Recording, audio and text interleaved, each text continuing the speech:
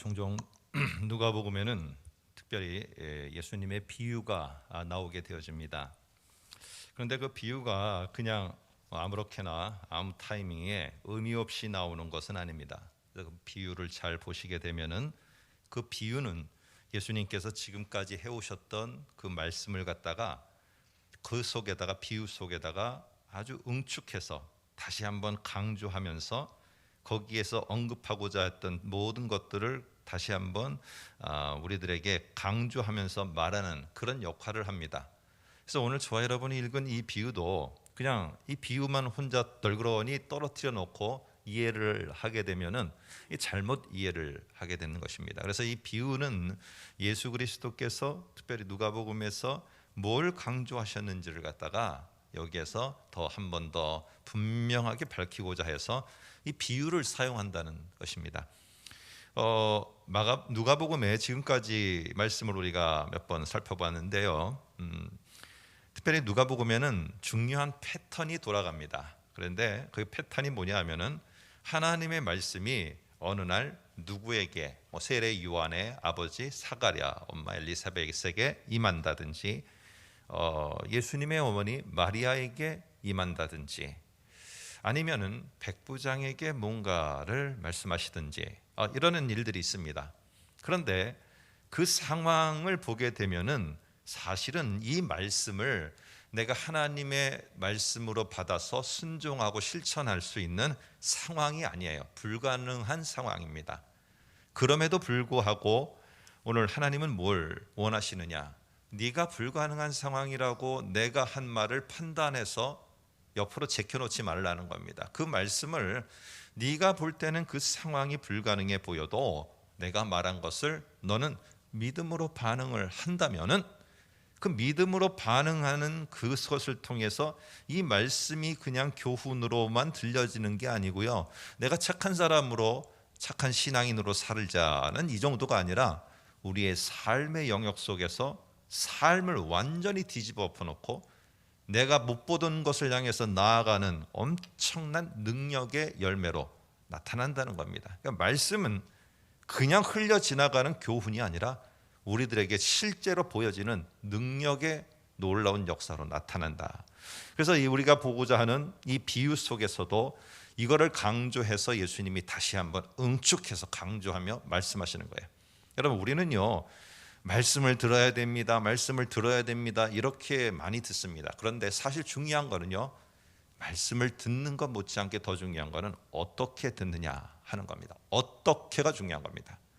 그러니까 어떻게 말씀을 듣느냐 상당히 중요한 거죠. 그래서 4가지 토양에 뿌려진 씨, 그리고 등경 위에 놓여진 그 다음에 나오는 등불의 비유는 이 말씀을 어떻게 들어야 되는가에 대한 비유다라고 아예 이 비유를 말씀하시면서 그것까지 분명히 밝혀줍니다. 한번 8장 18절을 볼까요?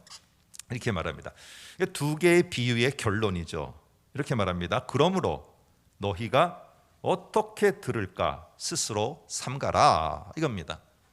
그러니까 말씀을 잘 들어라가 아니라 어떻게 들을까 너는 주의를 집중해서 여기에 포커스 맞춰라 이렇게 말하는 것이죠. 그러니까 중요한 거 어떻게 들어야 되느냐 하는 겁니다. 그런데 그 답도 어떻게 내가 그런 말씀을 들어야 되지? 그 답도 15절의 토양의 비유의 마지막 결론 부분에서 말합니다. 토양의 4가지를 설명하면서 15절 끝부분에 이렇게 말합니다. 좋은 땅에 있다는 것은 착하고 좋은 마음으로 말씀을 듣고 지켜 인내로 결실하는 자니라 이렇게 말합니다. 자, 그럼 여기 한번 보시면은요 이렇게 말하는 거죠. 다시 말하면은 듣고 내가 상황은 여건은 그렇지 않아요. 그런데 그런 여건이 그렇지 않은 그 속에서 내가 믿음으로 그 말씀을 내가 받아요. 그러면 어떻게 되느냐? 그 믿음으로 받고 굳게 지켜나갈 때 너희 앞에 뭐가 펼쳐지느냐 하면은 결실이 맺혀진다는 것입니다. 그래서 아예 답을 주고 있어요. 어떻게 들어야 되느냐? 네가 너의 상황을 보면서 그 말씀을 판단하고 옆으로 제껴놔버리고 말씀을 잊어버리고 흔들려서 이렇게 좌충우돌하면서 있지 말고 상황이 어떻든지 너는 믿음의 반응을 굳게 지켜가라. 사실 이게 백부장의 모습에도 나오고요. 뒤에 보면은 이제 8장에서 소개하고 있는 회당장의 모습에도 나오게 되어지고, 이러한 것들을 계속 사건 속에서 예수님은요 강조하며 말씀하셨어요. 근데 그건 지금은 비유라는 조금 더 다른 가르침의 패턴을 갖고 다시 한번 말씀하는 거예요. 근데 핵심은 똑같아요. 뭐냐? 네 상황 갖고 판단하지 말고 들은 거를 믿음으로 반응하라. 굳게 지켜라 라는 겁니다. 그러면은 하나님이 그 속에서 놀랍게 역사한다는 겁니다. 그러면서 11절에 이 네 가지 토양에 뿌려진 씨가 뭔지 다르게 해석하지 말아라 하면서 명확하게 가르쳐 주는데, 이렇게 말합니다. 씨는 하나님의 말씀이요 라고 말을 해요. 그런데 왜 이 씨를 하나님의 말씀과 연관시켰을까? 제가 보니까 이런 게 있더라고요. 씨의 놀라운 발화 능력, 씨의 놀라운 발화 능력인데, 씨는 열매를 그 안에 갖고 있습니다. 근데 씨만 보면은 그 열매가 보이지를 않아요. 여러분은 뭐 농사나 이런 걸 잘 지으신 분들은 알 거예요. 씨만 보면은 이게 무슨 씨인지 모르는 사람들이 태반입니다. 그런데 이 씨가 그냥 씨로만 있으면은 그냥 씨로 끝나버리는 거예요. 그런데 그 씨가 토양에 심겨지게 되고 잘 발화해서 싹이 나고 줄기가 되고 점점 자라서 열매 맺을 때까지 잘 자라면은, 그 타이밍이 딱 되면은 씨에서는 볼 수 없었던 아주 우리는 감탄사가 절로 나오는 열매를 보게 됩니다. 열매를 따게 됩니다. 참, 예전에 한번 제주도를 갔는데요. 제주도에서 아이들과 함께 했던 것 중에 가장 기억에 남는 게 뭔가 하고 저희 아이들하고 한번 얘기를 했어요. 그랬더니 아이들이 하는 말이 역시 도시 애들인가 그런가 이런 말을 하더라고요. 감귤 따기가 가장 기억에 남는다고. 먹는 것만 먹어봤지 그걸 직접 따서 해보는 거 너무 재밌고 너무 좋았대. 여러분, 씨만 보고 있고 씨를 갖다가 하나님의 말씀을 저리 제껴놓고 이리 판단하고 저리 해보고 그 말씀을 갖다가 어떻게 이것이 내 상황에 맞는지, 말씀을 흠집이 뭐가 없는지 그걸 보려고 하면은요 열매를 볼 수가 없어요. 근데 그거를 잘 합복해서 잘 성장하게 하면은 그 속에 놀라운 은혜가 있다는 겁니다.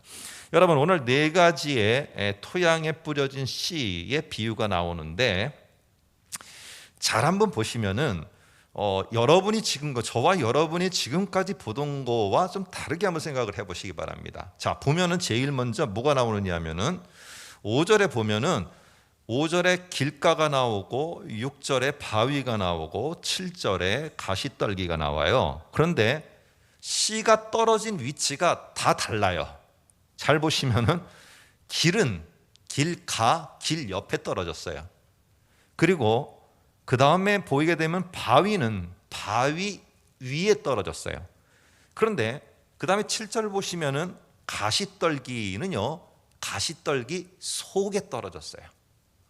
참 이게 다르다는 것을 여러분들이 기억을 하시면서 이 비유를 보시고, 우리는 지금까지 이 네 가지 토양의 비유는 뭐냐, 사람들의 마음이 그 말씀을 어떻게 받아들이는지에 대한 이야기다라고 우리는 알고 있어요. 그런데 한번 주의 깊게 관찰해서 보시게 되면은, 자 보시면은 모든 네 가지 토양을 설명하는데 마음이라는 말이 들어가는 건 15절밖에 없는데요. 마음을 얘기하는 게 아니라 뭘 얘기하느냐, 15절도 보면은 좋은 마음으로 말씀을 듣고 지키어 인내로 결실하는 사람을 말하고 있다는 거예요. 사람을 말하고 있다. 자, 그리고 제가 미리 설명을 드리고 보는 거예요. 그리고 길가도 보세요. 길가에 있다는 것은 12절입니다. 말씀을 들은 자를 말하고 있다는 거예요, 길가가. 그리고 그 다음에 바위도 보시면은요, 이때는 좀 달라요. 또 말씀을 들을 때에, 물론 사람이겠죠. 끝에 보면은 들을 때에 기쁨으로 하나 뭐 하나 배반하는 자요, 사람이라는 거예요, 사람. 그리고 14절도 보면은 이렇게 말합니다. 말씀을 들은 자이나, 사람이라는 거예요, 사람. 그렇기 때문에 사람이 어떻게 반응하는지를 말하는 게 네 가지 토양에서 나온 것이지, 그 사람의 마음을 어떻게 하는가, 그게 핵심은 아니라는 겁니다. 네 가지 토양의 비유에서. 자, 그러면은요, 이 길이라는 것은 사람들이 자주 다녀서 만들어진 단단한 토양이에요. 그래서 원래는요, 이 이스라엘의 그 토양 그것을 보게 되면은 이 길은 원래부터가 길이 아니에요. 원래는요, 좋은 토양 밭이었어요. 근데 그 밭에 사람들이 이렇게 돌아다니다 보니까 뺑 돌아서 가니까 너무 먼 거예요. 그러니까 밭 사이로다가 그냥 가로질러 가게 됐어요. 한 사람 다니고 두 사람 다니다 보니까 그게 바로 경계선이 돼 갖고, 그 밭이 그냥 사람들이 다지다 보니까 그 밭이 어떻게 됐느냐? 단단한 그런 땅이 됐어요. 그래서 그게 길이 된 거예요, 길이. 그런데 오늘 이런 길에 보면은 길 옆에 씨가 떨어졌다는 거예요. 어떻게 하는 건지 모르겠어요. 옆에 떨어졌는지 뭐 씨가 탁 튕겨갖고 옆에 갔는지 모르겠지만은, 이건 어떤 사람을 나타내고 있느냐, 어떤 마음이 아니라 말씀과 이 말씀을 받는 사람과의 관계에서 어떤 사람을 도대체 우리에게 말씀하려고 하느냐. 오늘 이 사람은요, 말씀을 항상 옆에다만 두는 거예요. 옆에다가. 그러니까 내가 그 말씀을 들으면은 믿음으로 반응이 일어나지 않아. 옆에 두니까 어떻게 돼요? 맨날 말씀에 대해서 칼질만 하는 거야. 칼질만 해. 그리고 그 말씀을 갖고 다른 사람, 어떤 사람을 저울질하는 데만 사용하는 거예요. 여러분, 이러다 보면은 그 말씀을 들은 게 내 속에서 반응이 일어나고 내 삶이 바뀌고, 나를 통해서 내 능력이 아니라 하나님의 능력이 내 속에서 나오는 이런 게 일어나는 게 아니고, 어떻게 되느냐? 오늘 그 속에서 사탄이 갑자기 이 말씀을 빼앗아가 버려요. 뭐 다 아시니까 안 읽어도 알겠죠. 사탄이 말씀을 빼앗아가요. 아예 이것을 아예 뺏어가 버려요. 여러분, 사탄이 뺏어갔는데 사탄이 왜 뺏어가겠어요? 그 말씀에 만일에 이 사람이 혹여나 믿음으로 반응해서 내가 이 상황은 아니지만은 이 말씀을 내가 믿습니다 하고 받아들이게 되면은 마리아처럼 예수 그리스도가 결국 탄생하게 되고, 사가랴와 엘리사벳처럼 결국에는 이 세례 요한이 출생해서 엄청난 하나님의 역사가 일어나고, 백부장처럼 반응을 하면은 종이 고침을 받는 역사가 일어나는 걸 알기 때문에, 사탄이 뭐 그런 일이 하나도 안 일어나요. 듣거나 말거나 말씀이 아무 능력도 없어. 그러면 방해할 이유가 뭐가 있느냐는 거예요. 뺏어갈 이유가 없어요. 그런데 사탄은 알고 있는 거예요. 이 말씀이 말씀으로 끝나는 게 아니라 씨로 끝나는 게 아니라, 이게 바라만 됐다 하면은, 자라기만 했다 하면은 엄청난 능력의 역사를 일으킨다는 그 말씀의 놀라운 역할과 기능을 아는 거예요. 그러니까 가능하면 이 말씀을 뺏는 거죠. 여러분, 이런 자는 어떤 자이냐? 대부분 성경에서, 우리 복음서에서 나올 때 종교 지도자들입니다. 종교 지도자들은 예수님의 말씀을 듣지만은요, 다 옆으로 제껴 놓는 거야. 예수님의 말씀을 종교 지도자들부터 더 잘 들은 사람이 몇이나 되겠어요. 옆에서 그렇게 듣지만은 그 말씀을 옆으로 제껴 놓는 거예요. 다 길 사이드로 밀어 놓는 거예요. 어떻게 말씀을 듣고 믿음으로 반응할까? 이렇게 우리는 해야 되는데, 그게 아니라 그것보다는 그 말에 어떻게 예수님의 잘못을 찾아낼까? 어떻게 하면 흠집 내서 예수님을 잡아낼까? 어떻게 하면 예수님이 율법과 성전의 법에 어긋나게 했을까? 이거를 생각하며 들으니 종교 지도자들 속에 무슨 그것을 듣고 옆에다 놓고 그걸 보니 무슨 능력이, 말씀의 능력이, 예수의 말씀의 능력이 나타나겠어요. 그런데 종교 지도자들만 그런 게 아니었다는 거예요. 여러분이 아시는 것처럼 마리아, 우리가 이제 살펴보고 그런 거예요. 사가랴와 엘리사벳 역시도 마찬가지 아니었습니까? 이들 역시도 동일한 거 아니겠어요? 그들은 뭐예요? 자기들의 상황이 안 된 거예요. 그래서 지난번에 봤던 예수님의 제자들, 어부들은 안 그랬습니까? 전문성을 다 동원했는데 안 됐다는 거예요. 그러니까 분명히 말씀을 들었을 때 그 말씀을 이 마리아도 그렇고 사가랴와 엘리사벳도 그렇고 사이드로 밀어내는 거예요. 오늘 중요한 거는 길가가 마음이 강팍해진 사람, 그게 아니라 내가 그 말씀을 들었을 때 나의 상황과 여건과 모든 것을 동원해 볼 때 나는 이 말씀을 내가 그 액면 그대로 따라갈 수가 없다는 거예요. 그래서 그 말씀을 옆으로다가 밀어놔요. 그러면 그 사람은 어떤 사람이냐? 길가에 뿌려진 씨와 같은 사람인 겁니다. 여러분, 그런데 종교 지도자라고 그런 것도 아니고요, 마리아가 그거를 끝까지 갔던 것도 아니에요. 마리아는 나중에 바꿨어요. 마음을 바꿔서 그거를 믿음으로 받아들였어요. 믿음으로 그 말씀을 받아들이니 결국 잉태하여 아이 예수가 출생하게 되는 놀라운, 생각지도 못한 엄청난 하나님의 큰 역사가 나타난 겁니다. 종교 지도자들은 그러면 다 사이드로 밀어내고 예수님 흠집지 않는 데만 그 예수의 말씀을 그걸 이용했느냐? 아니라는 거예요. 종교 지도자들 가운데도 오늘 8장 40절에 보니까 다 아니다는 거예요. 길가와 같이 모든 자가 그렇게 하는 게 아니라 저 사람도 틀림없이 그렇게 할 거라고 믿었지만 그 사람은 그리하지 않았어요. 야이로라는 회당장이 종교 지도자는 믿음으로 반응했어요. 믿음으로 반응하고 결국 가서 보니까 죽게 되었을 때 예수님을 찾아갔는데 돌아가는 길에 이미 자기의 딸은 죽었어요. 그런데 그 예수 그리스도를 믿음으로 반응하니까 결국에는 그 믿음으로 반응한 게 그의 딸이 살아나는 하나님의 능력이 돼서 나타나게 됐다는 겁니다.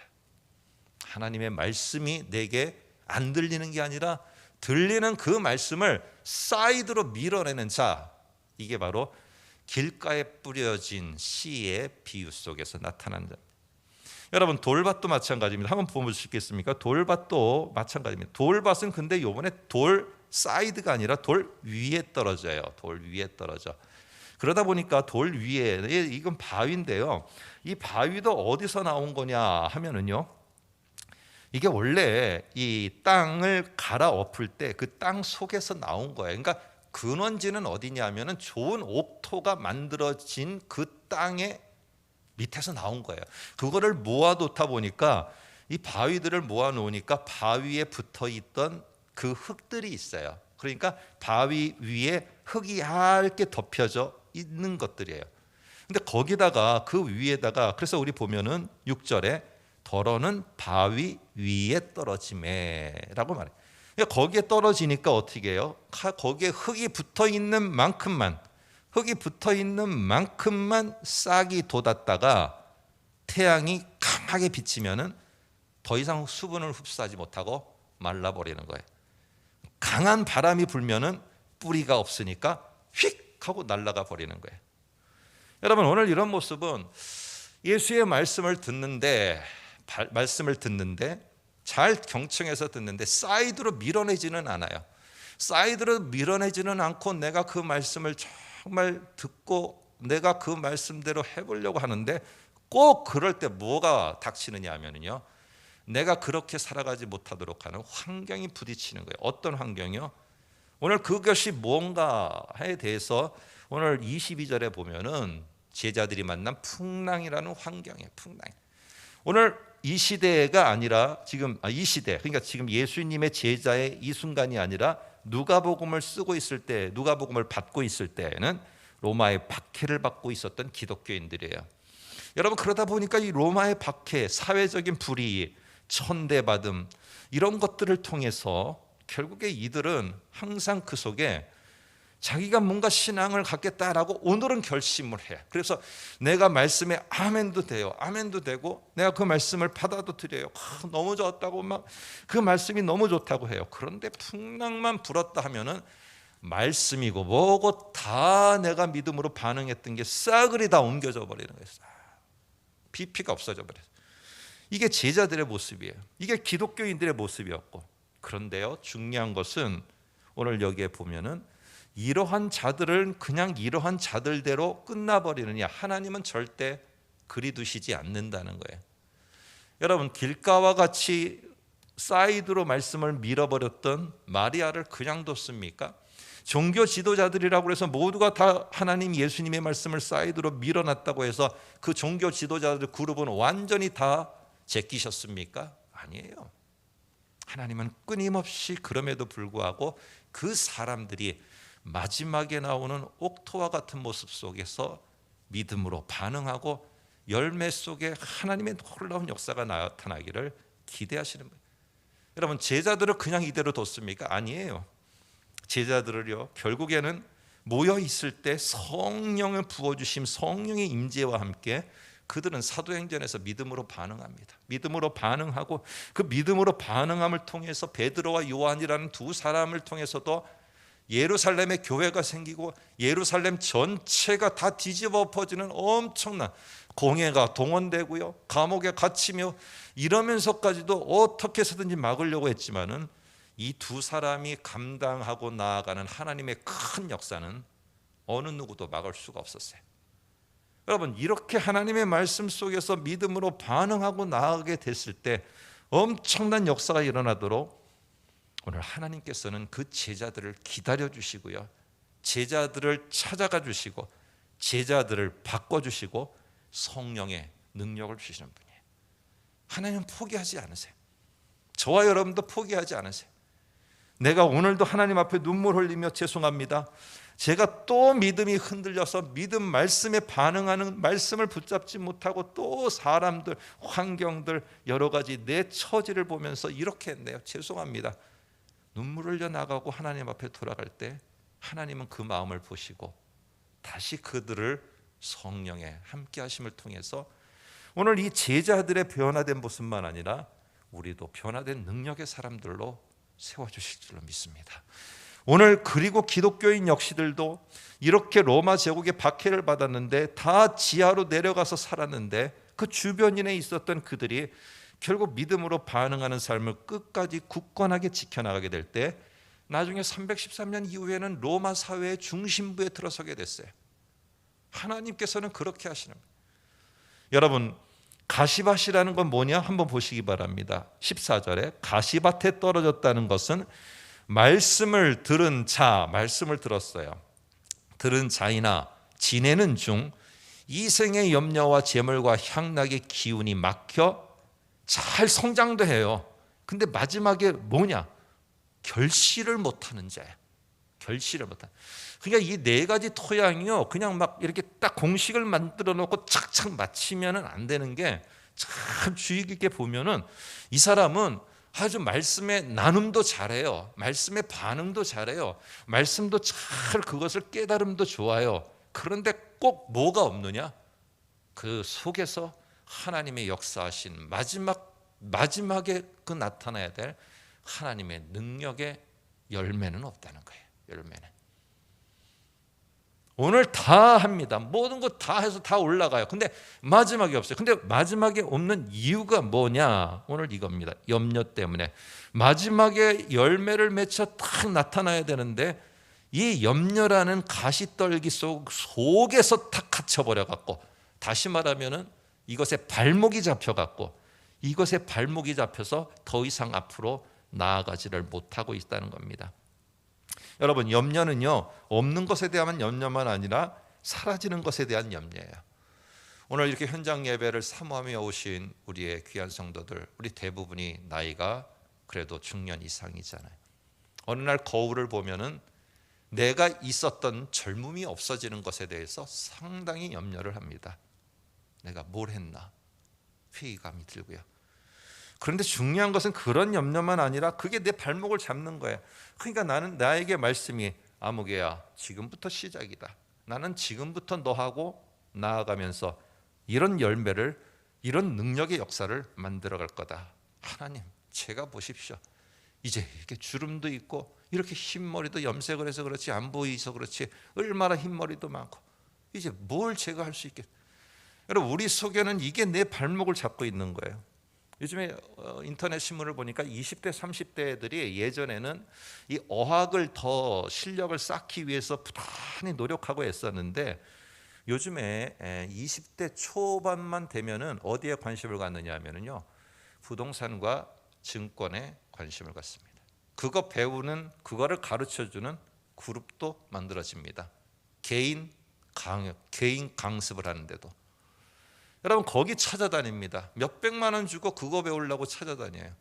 그러면서 모여서 하는 말이, 내가 몇 개월 만에 몇 억이 됐다. 20대들이 그거 말하니까 나는 그런 거를 하나도 준비하지 못하고 뭔 소리 하는지도 못하는 또 다른 친구 20대는 소외감을 느끼며 염려 속에 빠지는 거예요. 여러분, 이런 친구들끼리 모여 얘기하는 그 속에 하나님이 말씀하실 때 믿음으로 반응해라. 그러면 하나님이 큰 역사를 너희 속에 일어날 거다. 여러분, 이런 말이 들어오지 못하고요, 결국에는 말씀도 듣고 정말로 믿음으로 반응하고 교회에서 여러 가지 리더로서 하지만은 마지막에 능력이 나타나야 되는 그 타이밍에 이게 안 되는 거예요. 오늘 누가복음에서는 누가 같은 자예요? 데오빌로. 이 누가복음의 수신자인 데오빌로. 여러 가지 말씀 속에서 자기가 신앙생활도 하고 각하 총독으로서의 일도 하고 다 하지만 마지막으로 그 사회 속에서 자기가 드러내야 될 하나님의 큰 역사의 열매는 없는. 그래서 다시 말해, 배우고 확신한 것에 제발 좀 거해서 제발 당신이 그 역할을 좀 해달라. 여러분, 오늘 이런 모습 속에 여기에 세 가지의 것들은요, 하나님이 다 소망을 갖고 있는 거예요. 우리는 옥토가 사실은 아니에요. 들어보면은 저도 준비하면서 이 세 가지가 더 저한테는 많아요. 더 많아요. 사이드로 밀어내고 싶은 마음, 말씀을.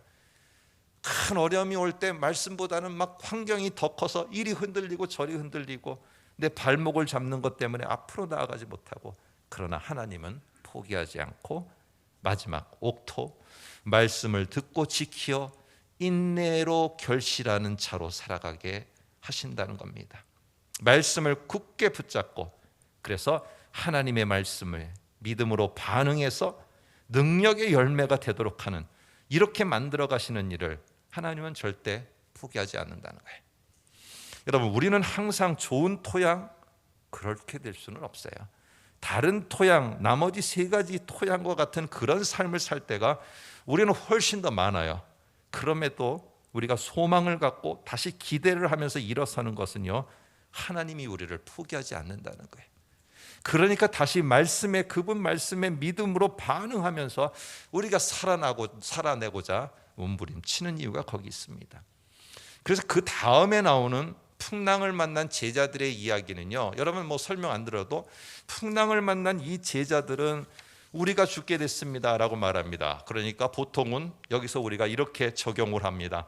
우리의 문제거리, 우리가 죽게 된 문제거리를 주님께 나아가서 주님 앞에 간절히 구하면은 주님께서 풍랑을 잠잠케 해주는 것처럼 우리의 문제를 해결해 주실 것이다, 이렇게 말씀을 듣지만은 오늘 그렇게 하는 거, 오늘 보면은 마지막 8장 25절에는 그렇게 결론으로 안 내요. 한번 8장 25절 보시면 이렇게 말합니다. 너희, 예수께서 제자들에게 이르시되 너희 믿음이 어디 있느냐라고 이렇게 말해요. 이게 결론이에요. 이게 결론으로 말하는 거예요. 여러분, 제자들은 어떤 사람들보다 이 풍랑이 뭐 예고된 우리 일기예보를 통해서 오는 게 아니라 협곡에 부는 갑작스러운 바람 때문에 갑작스럽게 일어나는 상황이에요. 근데 이런 상황이 일어날 때마다 이 사람들은 전문가들이에요. 그래서 이 배를 어떻게 해야 되는지 알았는데 자기의 전문성을 다 동원해도 안 되는 거예요. 안 되니까 이제 뭐예요?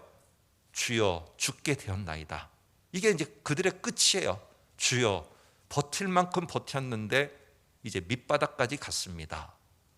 여러분, 그러니까 예수님께서는 8장 24절에 바람과 물결을 꾸짖으시고 잔잔히 해결해요. 죽게 되었다고 하니까 그 상황에 예수님께서는 문제를 해결해 주셔서 숨통이 트여지도록 다시, 그래서 일어서도록 했어요. 그러면 이야기가 이렇게 하고 마무리되면 좋잖아요. 근데 그게 아니라 예수님이 일침을 가하는 말을 질문식으로 하면서 합니다. 너희 믿음이 어디 있느냐. 책망이기도 하지만은 예수님의 간절한 바람이 있어요. 내가 말할 때, 내가 그렇게 말씀을 할 때 니네가 언제 나에게 믿음으로 반응한 적이 있었느냐 하면서 다시 한번 묻는 겁니다. 오늘 중요한 것은, 그래서 오늘 이 사건을 통해서 예수님은 이 마지막을 말씀하고 싶은 거예요. 너 진짜 내가 말하는 이 말씀에 상황이 내가 생각할 때 마땅치 않아서 옆으로 밀어놨느냐? 지금까지 발목이 잡혀서 너는 말씀은 듣긴 듣지만은 어느 정도에서 머물고 있느냐? 아니면은 너는 듣기는 듣지만은 바람이 불면은 휙 모든 걸 다 던져버리는 이런 모습이냐? 네가 언제 믿음으로 꾸준하게 반응을 하였느냐? 그렇게 했으면 좋겠다는 예수님의 마음입니다. 여러분, 그럴 때 믿음으로 반응하면 그 다음에 나오는 26절에부터 나오는 사건은요, 거라사라는 지역에 갔더니 귀신 들린 자가 있어요. 그런데 예수님께서 그 귀신 들린 자를 고쳐주는 이야기입니다. 자, 그런데 그 땅에 대해서 설명을 하는데 앞에 화면을 보시면서 한번 그 땅에 설명하는 중요한 단어들을 한번 볼까요? 27절에 보니까 죽은 시체들이 거하는 무덤이 나와요. 29절에 보니까 귀신이라고 해도 되는데 앞에다 형용사를 붙였어요. 더러운 귀신이에요. 32절에 보니까 돼지떼예요. 부정한 동물이에요. 유대인들에게는 돼지고기 안 먹어요. 그래서 여러분, 이런 거를 볼 때 이 땅은 아주 더럽고 추잡하고 부정하고 이런 땅이에요. 유대인들이 가장 두려워하고 꺼리는 일이에요. 그런데 예수님께서 제자들에게 뭐라고 말하느냐? 8장 22절 보시면은 하루는 제자들과 함께 배에 오르사 그들에게 이르시되 호수 저편으로 건너가자, 이렇게 말해요. 나는 가고 싶지 않은 거예요. 나는 그곳에 가기 싫은 거예요. 나는 그거 못하는 거예요, 지금 상황으로. 그런데 가자라고 이렇게 말씀하세요. 저는 이 말씀을 보면서 도대체 이 비유에서 말하려고 했던 좋은 마음을 갖고 말씀을 듣고 지켜 인내로 하나님이 우리에게 주시는 열매가 뭘까? 과연 코로나19라는 이 상황 속에서 우리 속에 강력히 역사하셔서 말씀이 역사하여서 능력으로 나타나는 그 열매가 뭘까? 첫 번째는 회복일 것입니다. 그런데 오늘 회복이 전부일까? 아니라는 거예요. 오늘 그 다음에 26절에서부터 보면은요, 회복이 아니라 그 단계를, 담장을 넘어가는 것까지도 하나님의 능력으로 하시겠다는 거예요. 어느 담장이요? 이방인을 향한 그것까지도. 나는 요것만의 회복을 원했지만은 하나님은 그 회복만이 아니라 그것을 넘어서가서 더 큰 역사를 나는 너와 함께 하고 싶다는 거예요. 여러분, 막 소름이 돋지 않습니까?